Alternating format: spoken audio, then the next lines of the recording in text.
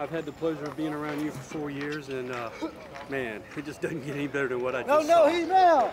Talk about your emotions right now. Yeah, I'm pretty much lost for words. Couldn't ask for anything better to happen to me on my senior year, besides getting a championship soon, later in the season. Like you've seen, it's pretty emotional for me, especially coming back from the whole back surgery thing. And, being a 4-year starter here, being a part of the Lion program, it's an unbelievable feeling. Jordan, you just caught up with your parents. You gave your mom a long embrace, a long hug. Talk about the emotions of being able to get with them right after the game. Well, I mean, they've been here every game, no matter if I'm playing or not. She's my biggest supporter, always will be. Whether I do good or do bad, she's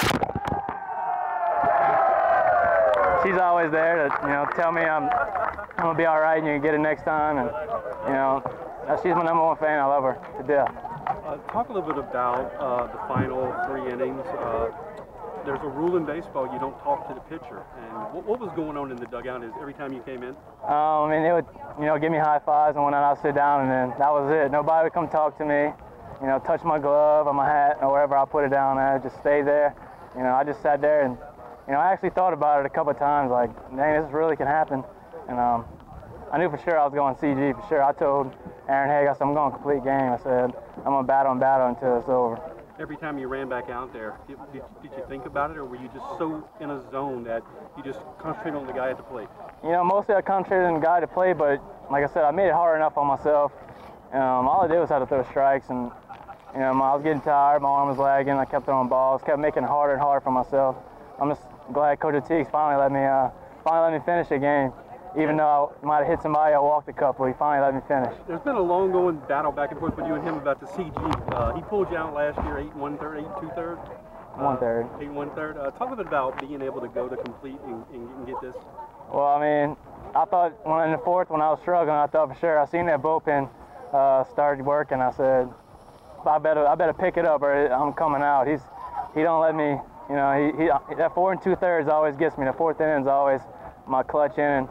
And I finally got out of it, and once they came in the dugout, so kind of corrected a few things what they seen was going wrong, and went out there, and I decided I was just going to throw it from then on, stop thinking about it, and just throw it. Now, obviously, your offense put you in great shape today. Hague started it off with a 2-run blast that I don't know if it's landed yet. It cleared the scoreboard.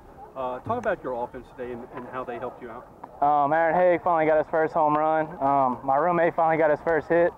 It was from the beginning. We set the pace.